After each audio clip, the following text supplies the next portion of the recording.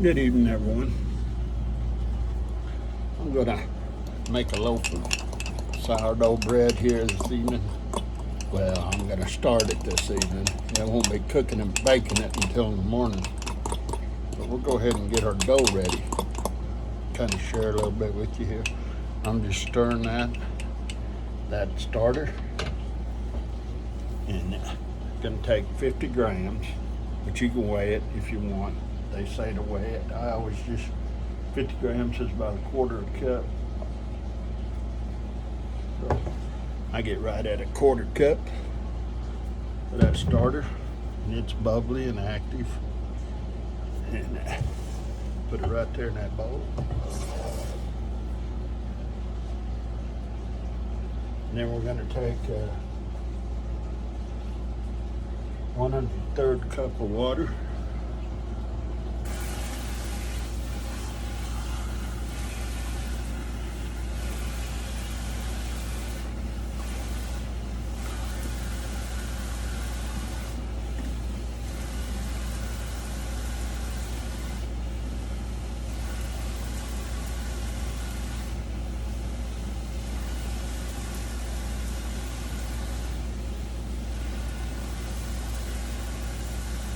You have to knock all that foam out of there.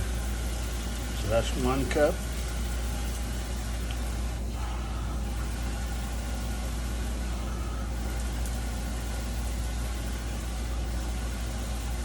That's a 1/3 cup. And so they say that you need to, go with 1 tablespoon more to that. So that's 1 1/3 cup. Plus 1 tablespoon.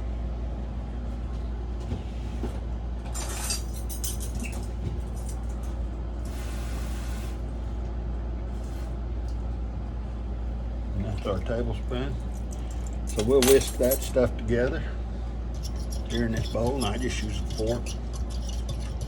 You can use a whisk. Once you get that whisked together, we'll start with the flour.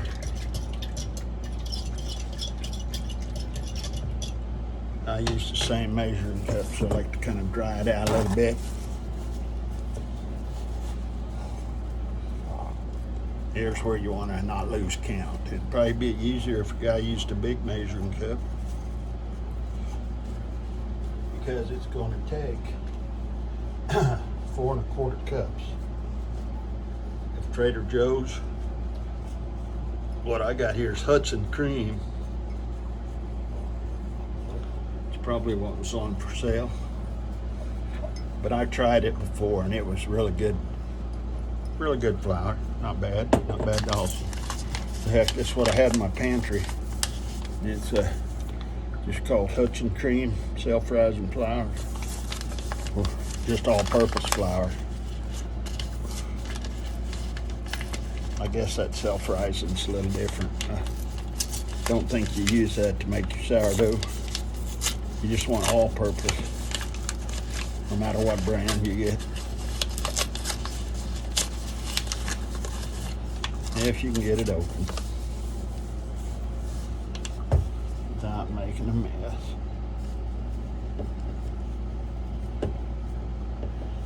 It's making a pretty good mess there, so I'm going to try to get that where I can get in there with the cup.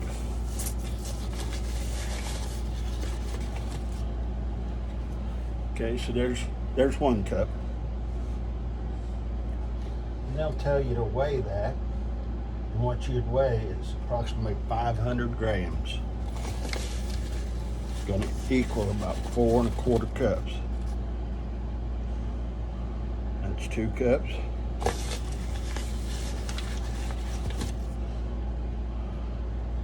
Three cups.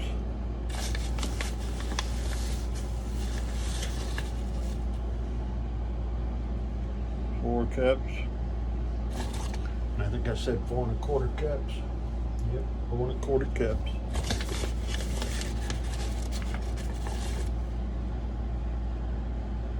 That's about a quarter. I mean, if our dough's too dry or too wet, you know, you got to add flour. Or you gotta either add flour if it's too wet, or you gotta add some water if it's too dry. So now we got the flour in there. So now we're gonna get some, I use fine sea salt.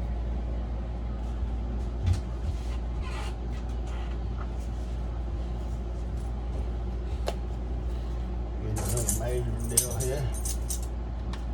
We want 1.5 teaspoons.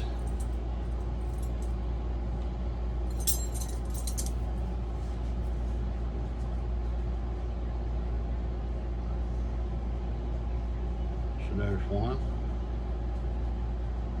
There's about a half.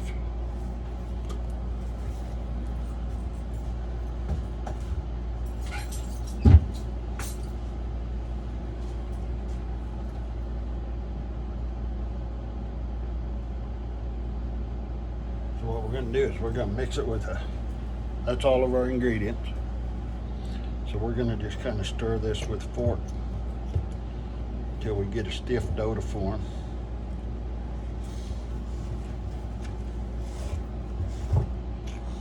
Just going to stir it up with the fork.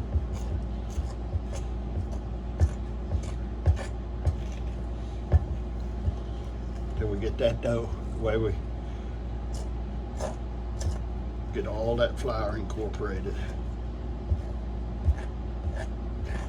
Before it's over with here, we're going to get in there with our hands.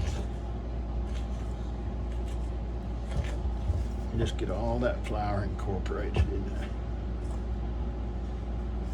there. Everything mixed together. So now I think we can get in there with our hands. That dough's going to feel rough and shaggy, a little bit sticky.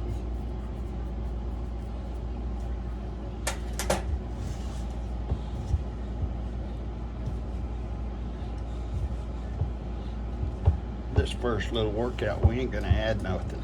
No more flour, no more water, because it's gonna feel a little sticky to you. You notice you just work that with your hand. I mean, you don't, you'll feel it. It just feels a little bit shaggy, a little sticky, not bad. I just rolled around in that bowl. Trying to get all the flour.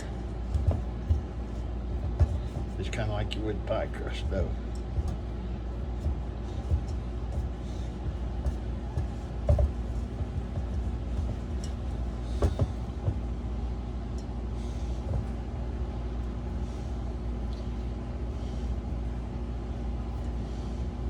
Because we don't know. We just don't know yet what we're going to get here.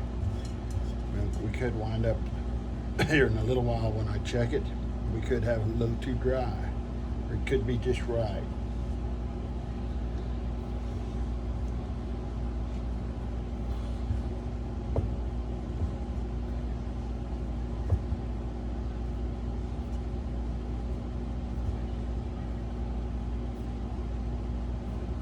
Okay, they say let this rest at room temperature, and I think our room temperature, they call room temperature 68 degrees.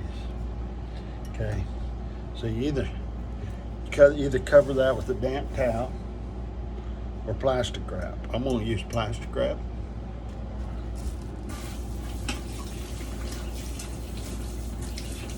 You can hand feel it. Give you a piece of plastic wrap here, and then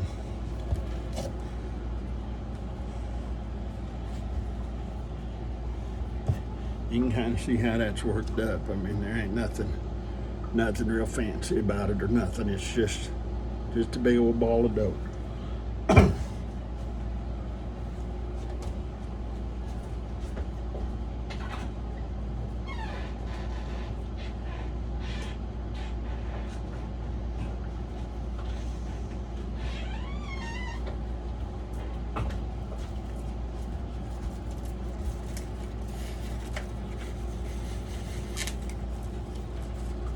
So you just take your plastic wrap, if you ever get it.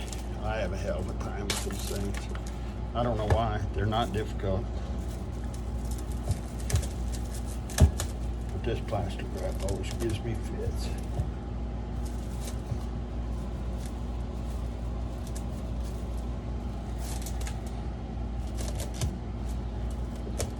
So we can get that covered up with that plastic wrap. We're gonna let it sit at room temperature, which I think my room temperature is about. It feels pretty nice. But I bet it's about 68, 70 degrees. So we're gonna let that sit 30 minutes. And then in that 30 minutes, I'm gonna feed my starter again. Since I took stuff out of it. So what I do with that starter is I'm gonna take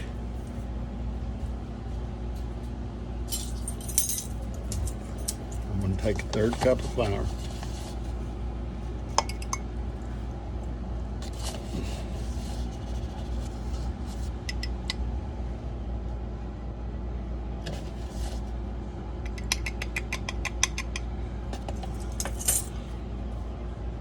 I'm just going to add that right back in that jar that I took that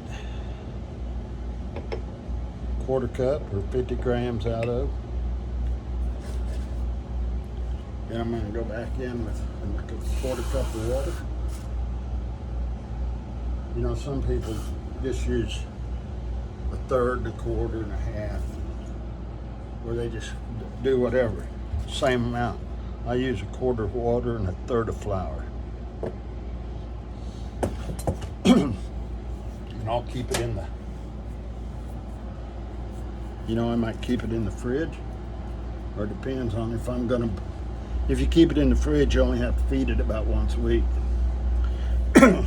Excuse me. But if you're gonna bake with it, then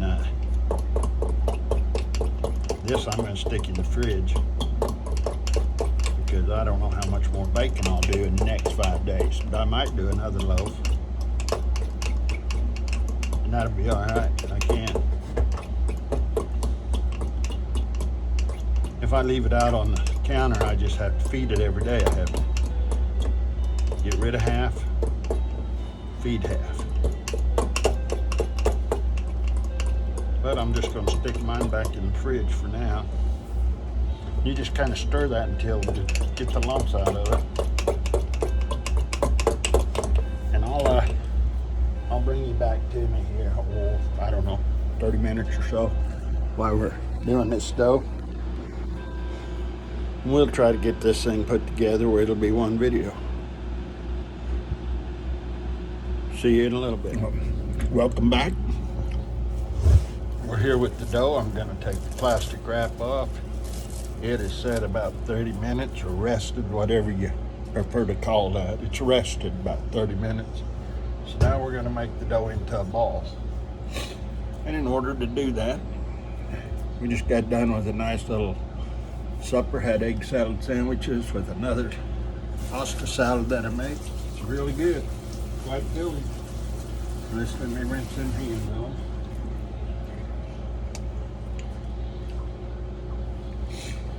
So I imagine there's all kinds of ways to do this. The way I do it is I just go in there and the object's to make it into a ball right now. And if you feel like it's too wet, you start adding some flour, a tablespoon at a time, and make sure you incorporate that. This feels pretty good to me. For a minute I thought it was going to be kind of dry, but I don't think so. I think it's going to be just pretty good. So you just go all the way around there, pull a flap up, turn it, and just kind of do whatever you want to do with that. Make a ball, just stretch it.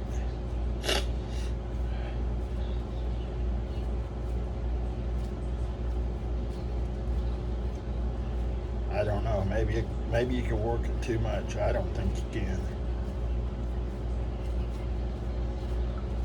But we're gonna work it into a little ball here.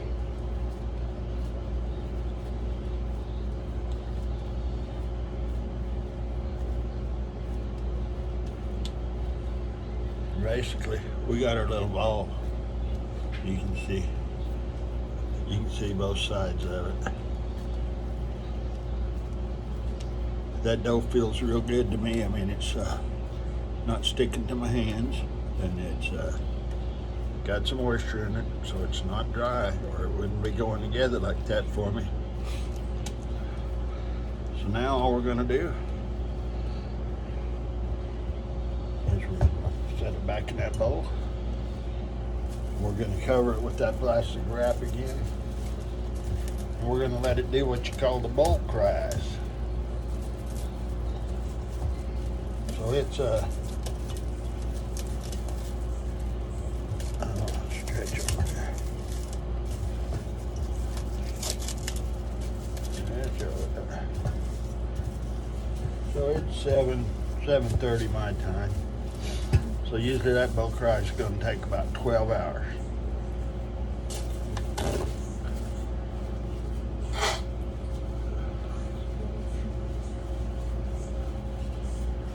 But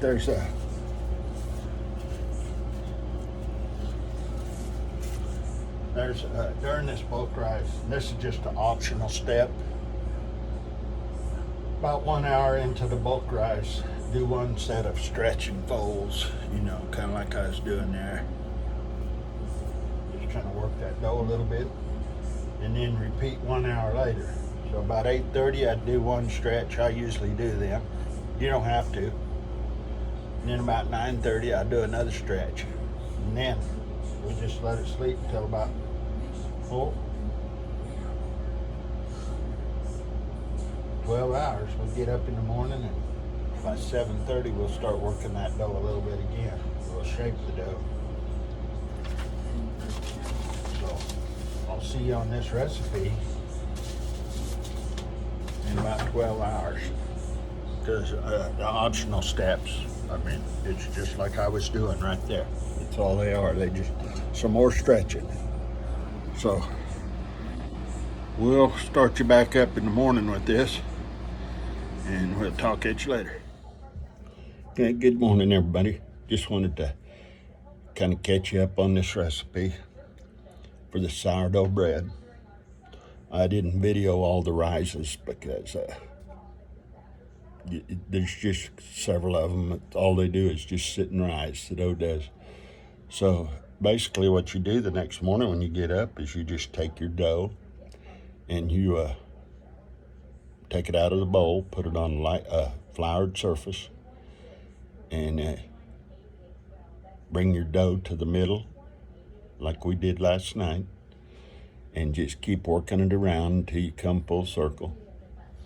And then when you get that done, flip it over, cover it with a damp towel or your plastic wrap. Let it sit for 30 minutes, and then come back and do that again.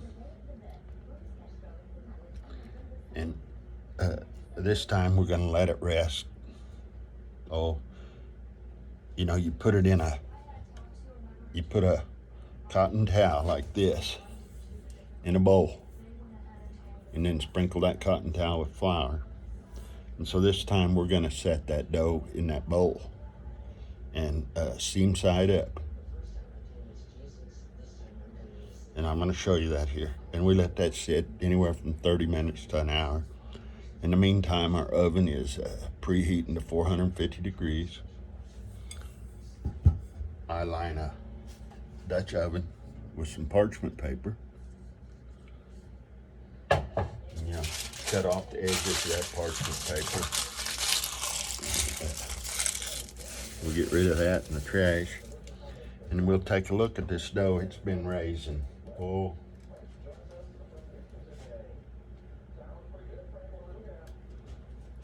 Almost 40 minutes. A little more than 40. So it's looking puffy and looking to me like it's about ready to go. Show it to you there. So that's seam side up. So now what I'm gonna do is, as I've already got my Dutch oven ready with the parchment paper. So I'm gonna place the parchment paper over that dough.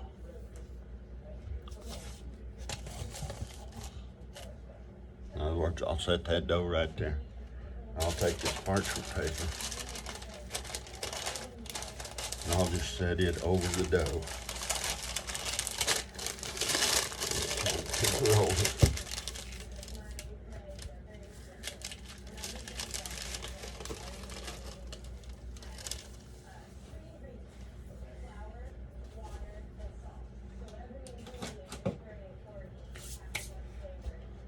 So then we got our, I'm gonna just bring the phone down here a little, camera, let you see that dough on that parchment paper. Whoop.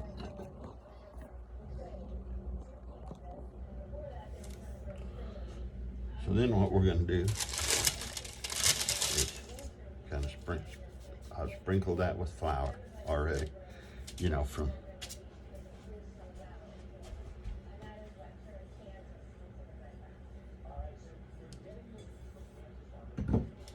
our towel here a little bit.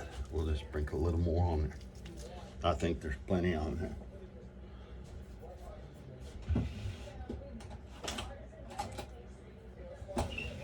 So then I take a real sharp little paring knife. That's what I call it. And then I'm gonna start here at about the 12 o'clock position. And I'm just gonna cut me a little quarter-inch, about a quarter-inch deep slot there. I'm gonna turn it to the 15 after position. Do the same thing.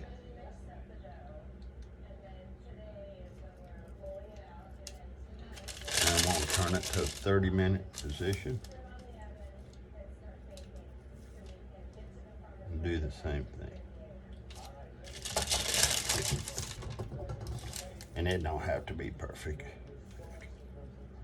Mine sure never come out perfect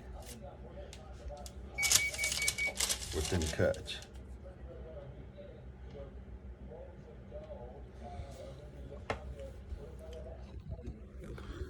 There's what that looks like after you get it cut.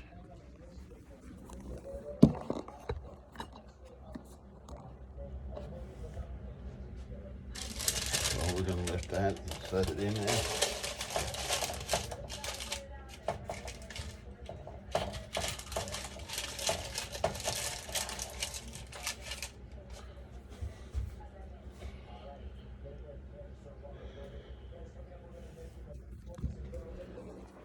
So then there's what it looks like in the Dutch oven right now. So we've got that oven preheated to like 450 degrees. So we're gonna drop that temperature to 425. We're gonna put the lid on the bread on the Dutch oven. And then what we're gonna do is we're gonna, I'm not gonna video all that. We'll see it when the bread gets done. But you drop that temperature to 425. And then you set that Dutch oven in the oven covered. Bake it for 20 minutes. And then remove the lid and continue to bake for another 30 to 35 minutes. And golden brown. 40 minutes uncovered for the larger standard loaf, which is what we're making. So we'll do the 40 minutes after the 20 minutes. So I'll be getting back with you when it gets done, and I'll show you a picture of it. We'll look at it on the video after we get her done. We'll talk at you later. Thanks.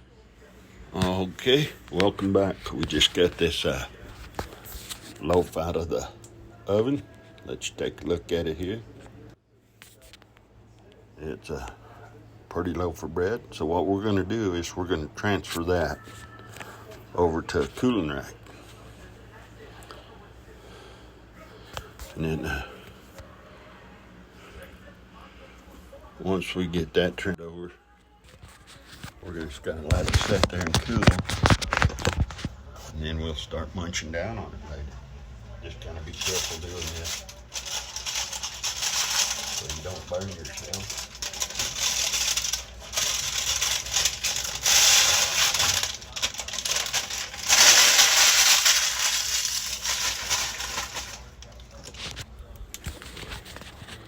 And then now, that's the finished product.